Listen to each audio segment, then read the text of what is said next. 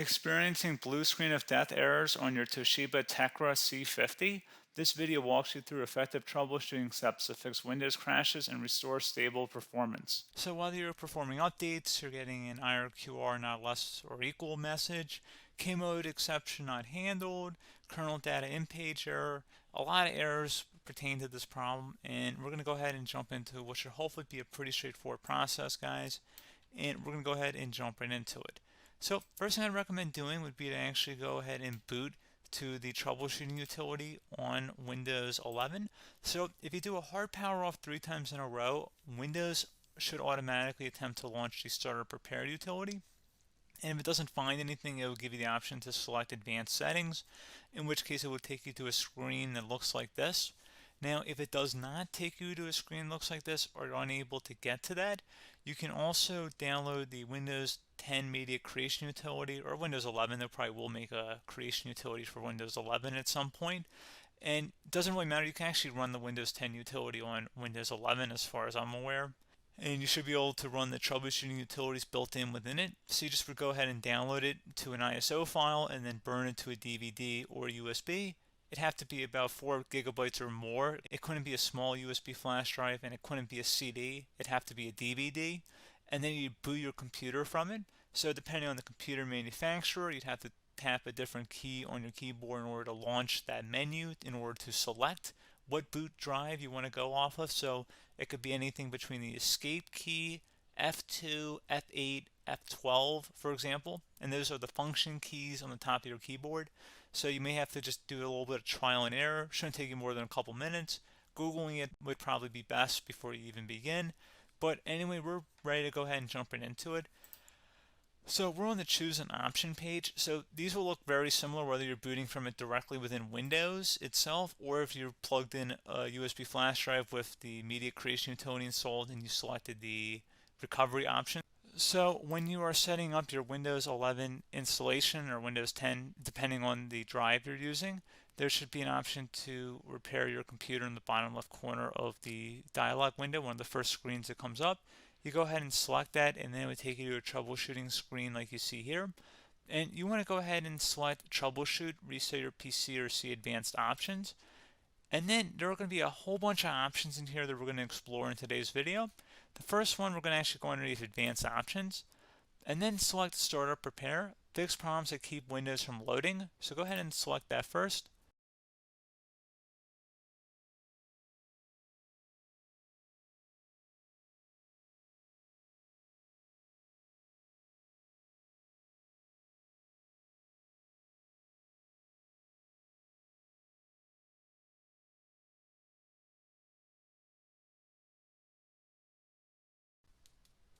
Okay, so you can see it could not repair our PC. That was our first option we could try. Something else, if we go back into advanced options here and then select troubleshoot, we're going to go underneath advanced options again. You can go ahead and actually access safe mode by selecting startup settings. And then if you select the restart button, you have the option on the screen select safe mode with networking, which will give you a key on the screen. It'll tell you which key to press to enter that. I believe it's the F7 key. It'll do that for you. I'm not going to go over that in today's tutorial because I don't really want to go into safe mode, but you're more than welcome to attempt that by going into here and then selecting restart. Again, it'll launch another screen. It'll say what key do you want to press, and it'll give you like 7 or 8 different options, and you want to select safe mode with networking. There's also an option for a command prompt too, but that's going to be something we're going to cover later in this video, and we don't even have to go through that in order to access it. So that's why I'm not going to really push for that, because unless you know exactly what's causing the problem, you probably don't need to go into safe mode. Unless you're trying to recover files, in which case then you definitely can go into safe mode, but we're trying to actually recover our computer here. So I hope that makes sense. Something else we can also try here as well would be to uninstall updates, remove recently installed quality or feature updates from Windows. So if you go ahead and select that, you can uninstall the latest quality updates, which generally is the more day-to-day updates. Feature updates are the less regularly released ones, like the big ones. I would equate it to service packs in like Windows 7 and Windows Vista and Windows XP. So larger updates that occur once or twice a year at most. And the quality updates are more just a regular update. So probably obviously depend. It'll take longer if you're going to try and uninstall the latest feature update versus quality update, and maybe you don't need to go back that far. So just giving you guys a couple of pointers with that. Something else you can also look at here, and we're going to jump into the command prompt in a little bit, but you can select System Restore, which will use a restore point recorded on your PC to restore Windows. And this is something I would highly recommend here, guys. So select Next. Assuming you have a restore point saved on your computer, you go ahead and select the most recently created one, and you'll select Next, and then you'll select the drive. You shouldn't actually have to select the drive. You can scan for affected programs, but we're going to keep it all default here, and then we're going to select Finish. So once started, System Restore cannot be interrupted. Do you want to continue? I think we're going to select yes. I don't think we have anything better to do on our computer right now, so just give it a moment here to initialize. It will take a couple minutes to run, obviously depending on how large your hard drive is and how much is saved on the System Restore point. So just give it a couple minutes here.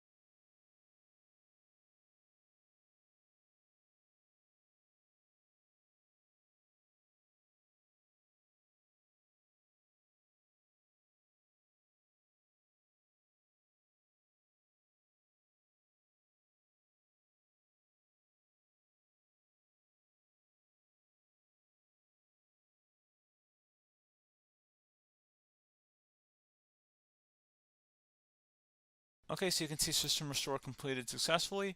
The system has been restored. Your documents have not been affected. Click the Restart button to restart your computer. Go ahead and select Restart.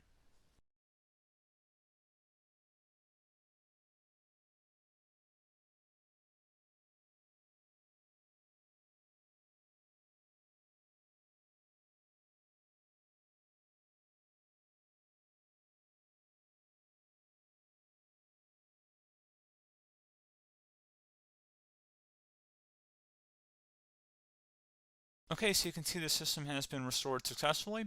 We're going to go over a couple different methods in addition to that if that did not work. So I'm just going to pause the video and we're going to start back on the recovery screen that we started with. Okay, so a couple other things we can try here too. If you go back into troubleshoot, you can select reset your PC, while you choose to keep or remove your personal files and then reinstalls Windows. You can select to keep my files, which will remove apps and settings but keeps your personal files. You can also select remove everything, which will remove all of your personal files, apps, and settings. So this is more of a factory reset, the second option here. First option, it should not delete all of your personal files. However, it will pretty much clear most of your programs, and keep in mind, there's no guarantee that your information, number one, is even still available and easily recoverable on your computer to the point that you actually would be able to recover anything. And the second point is that there's always a chance that it won't actually recover and it will just do a factory reset anyway. So there's no guarantee that actually would keep your files anyway. So I would recommend trying to get a recovery tool and backing that up first before selecting it anyway. But again, those are a couple of different options. And then something else you can try here if you go back to the choose an option. Another option, if you go underneath choose an option and select troubleshoot, advanced options, and now select where it says command prompt. Okay, so the first thing we should do is type our main hard drive here. In most cases, it should be the C drive. So you just do a C colon and then hit enter on your keyboard. So once you're underneath the C drive, we're going to type in dir and then hit enter on your keyboard. It should have program files, users, and Windows all in there. That's how you know you're in the right directory.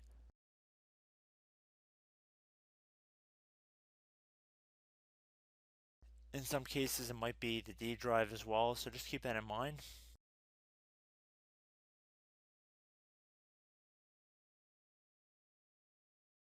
Next thing we're going to do is type in cd space / Windows / system32 / config,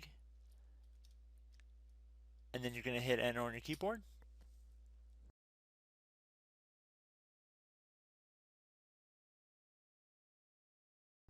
So now you're going to type md space backup. If you've seen other tutorials, it might also say to put down md backup. That's because the backup name is pretty common when you want to back something up. So you can name this whatever you want, doesn't have to be backup. So if you've already made a backup folder in the past, you could do backup 1, for example. So once you're done setting the name you want the backup to be called, hit enter on your keyboard again.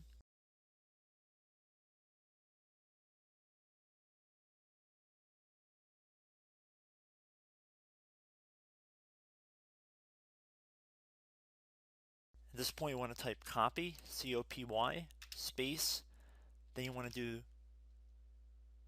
the star symbol above the 8 key, then do a period or a dot, whatever you want to call it, then another star sign, and then another space, and then type backup, and then hit enter on your keyboard.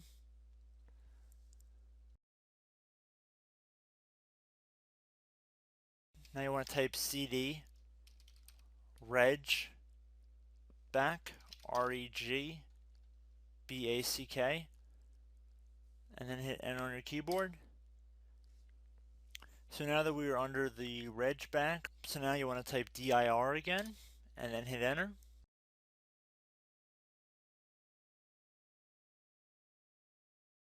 So now at this point we're going to type copy again. So copy, space, star sign, dot, another star sign, space, and then 2 dots. So we're going to type copy, space, star sign, dot, sign, star sign, dot, dot, and then hit enter on your keyboard again. So for overwrite, you want to overwrite all. So type A on your keyboard, so capital A, and then hit enter on your keyboard.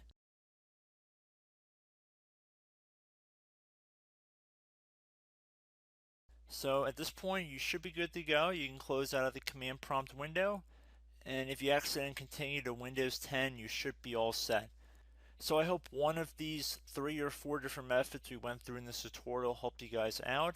Again, I'm not sure if you guys heard me earlier, but try to go back into your safe mode if possible and uninstall any programs you know might be conflicting with the Windows startup if you can get into safe mode.